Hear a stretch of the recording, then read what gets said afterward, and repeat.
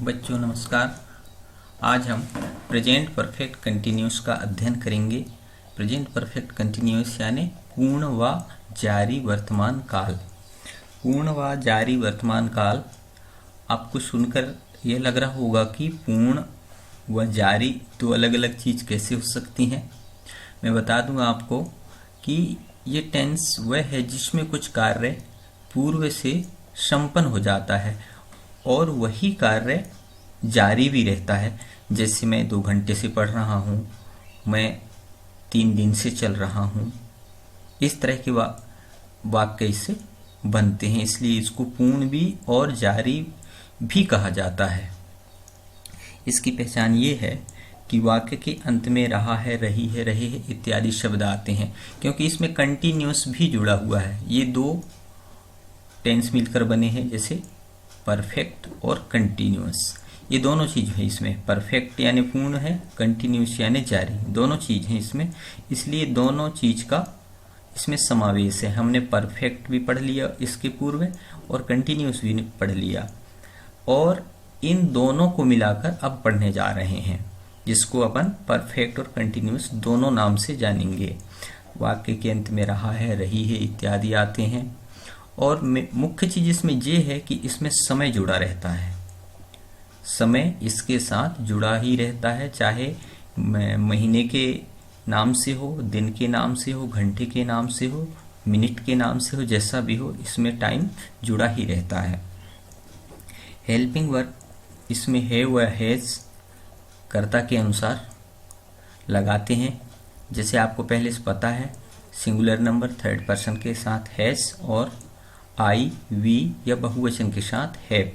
इसके साथ एक हेल्पिंग वर्ब और भी लगाते हैं जिसको बीन बोला जाता है। हैव, हैज के साथ बीन भी इसमें लगाते हैं। ये याद रखने योग्य चीजें हैं। मुख्य क्रिया में आईएनजी जोड़ देते हैं, जैसे अपन कंटिन्यूस में किए हैं, और इसके बाद सिंस या फार ये अलग से एक हेल्पिंग वर्ब है। सिंस या फार ये भी लगाते हैं, और इसके बाद ऑब्जेक्ट लिखते हैं। निश्चित समय के लिए या पॉइंट ऑफ टाइम, निश्चित समय जिसको अपन पॉइंट ऑफ टाइम बोलेंगे, उसके लिए सिंस का उपयोग करते हैं। जैसे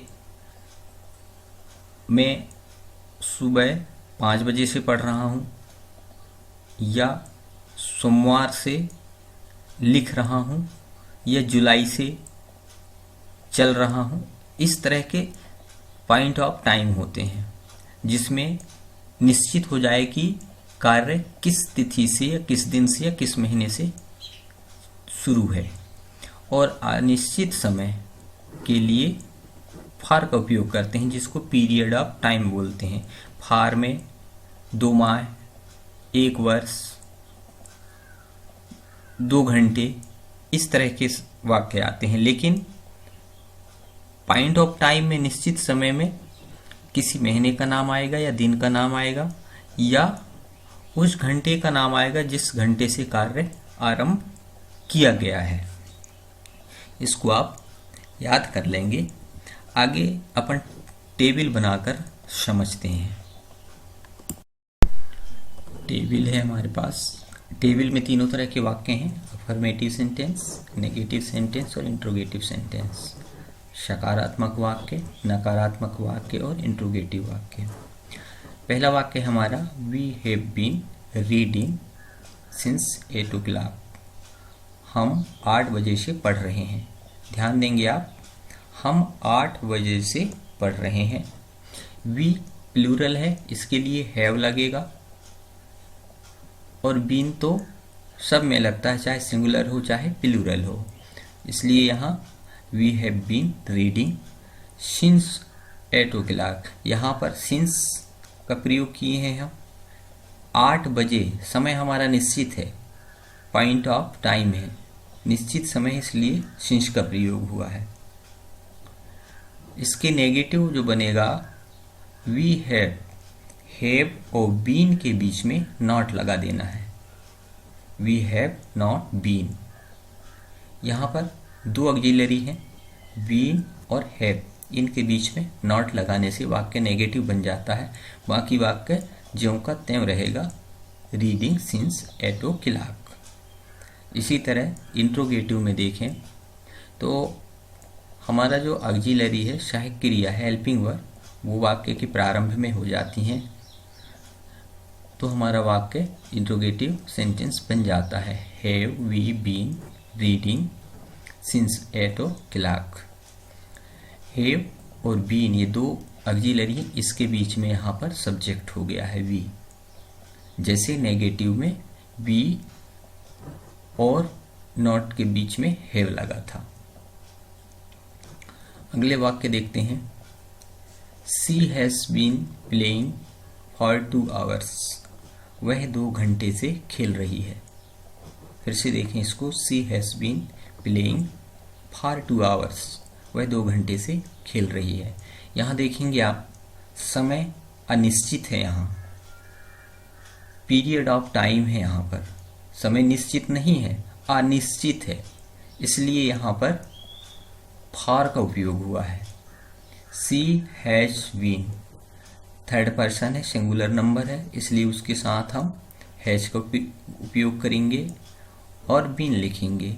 मुख्य क्रिया हमारी प्ले है, प्ले में आईएनजी जोड़ दिए हैं, प्लेइंग, और समय अनिश्चित है इसलिए वहाँ पर फॉर का उपयोग हुआ है। For 2 hours। वह 2 घंटे से खेल रही है। यह निश्चित नहीं है कि वह किस 2 घंटे से खेल रही है, सिर्फ कहा भर गया है कि 2 घंटे से खेल रही है, इसलिए हम कहेंगे यहाँ समय अनिश्चित है, समय इंडेफिनिट है, यहाँ पीरियड ऑफ टाइम है। ऊपर वाले वाक्य में समय निश्चित था कि वह 8 बजे से पढ़ रहे हैं, और यहाँ पर समय निश्चित नहीं है, 2 घंटे, यानी कौन से 2 घंटे ये निश्चित नहीं है, इसलिए फॉर का उपयोग किया गया है। इसके हम नेगेटिव बनाते हैं। She has not been. यहाँ भी वही प्रक्रिया है जैसे पहले वाले वाक्य में हुआ था। She has been not been playing for 2 hours। Been और हैज के बीच में नॉट लिखे हैं, और इसी तरह वाक्य के प्रारंभ में हमारी ऑक्सिलरी या सहायक क्रिया हो गई हैज, तो वाक्य हमारा इंट्रोगेटिव बन गया। हैज और बीन के बीच में शी हो गया, यानी यहाँ पर सब्जेक्ट आ गया, कर्ता आ गया हमारा। Has she been playing for 2 hours। क्या वह 2 घंटे से खेल रही है। अगला वाक्य देखते हैं हम। आई के साथ भी हैव लगेगा। I have been travelling since Monday. यहाँ पर ध्यान दें आप, I have been travelling since Monday. मैं सोमवार से यात्रा कर रहा हूँ। यहाँ पर मंडे दिन का नाम लिखा है, इसलिए समय हमारा निश्चित हो गया है। यहाँ पॉइंट ऑफ टाइम है, समय निश्चित हो गया है कि मंडे से यात्रा हो रही है, इसलिए इसके लिए सिंस का प्रयोग होगा। इसी तरह महीनों के नाम आए, जैसे जुलाई, सितंबर, दिसंबर, जो भी नाम आए तो समय हमारा निश्चित हो जाता है। या यहाँ पर 2010, 2015, 2017 इत्यादि सन भी आ जाएं तो सिंस का प्रयोग ही हम करेंगे। यदि यहाँ पर जैसे 2 घंटे से खेल रही है ऐसा लिखा है, इसी तरह इसमें 2 वर्षों से, 2 महीनों से, 2 सप्ताह से, ऐसा अगर समय होता है तो उसकी जगह में फॉर का उपयोग किया जाएगा। इसलिए हमने यहाँ पर मंडे एक निश्चित टाइम है, दिन का नाम आ गया है, इसलिए यहाँ पर सिंस का उपयोग हुआ है। I have been travelling since Monday. I have not been, have और बीन के बीच में नॉट लग गया है, इसलिए हमारा ये वाक्य नेगेटिव हो गया है। I have not been travelling since Monday. इसी तरह इंट्रोगेटिव में देखें हम, हमारी हेल्पिंग वर्ब सामने हो गई have. I been travelling since Monday. क्या मैं सोमवार से यात्रा कर रहा हूँ, और अंत में क्वेश्चन मार्क लगाना इसमें अनिवार्य है।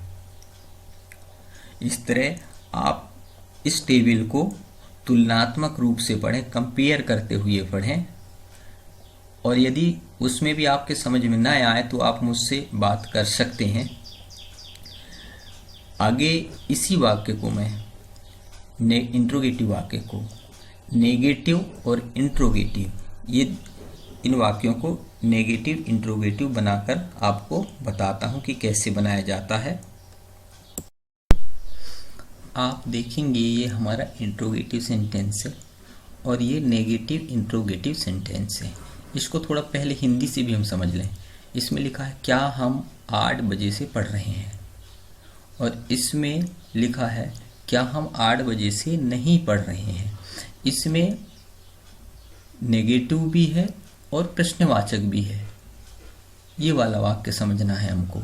इसमें सिर्फ इंट्रोगेटिव प्रश्नवाचक क्या हम पढ़ रहे हैं, और इसमें क्या हम 8 बजे से नहीं पढ़ रहे हैं। इसमें नेगेटिव इंट्रोगेटिव दोनों चीज समाहित है, ज़्यादा कुछ भी नहीं है। यह जैसे लिखा है have we been reading since 8 o'clock, इस वाक्य में लिखा है हैव वी नॉट। सिर्फ सब्जेक्ट के साथ नॉट लिखने से और वाक्य को ज्यों का त्यों लिखने से यह वाक्य नेगेटिव इंट्रोगेटिव बन जाता है।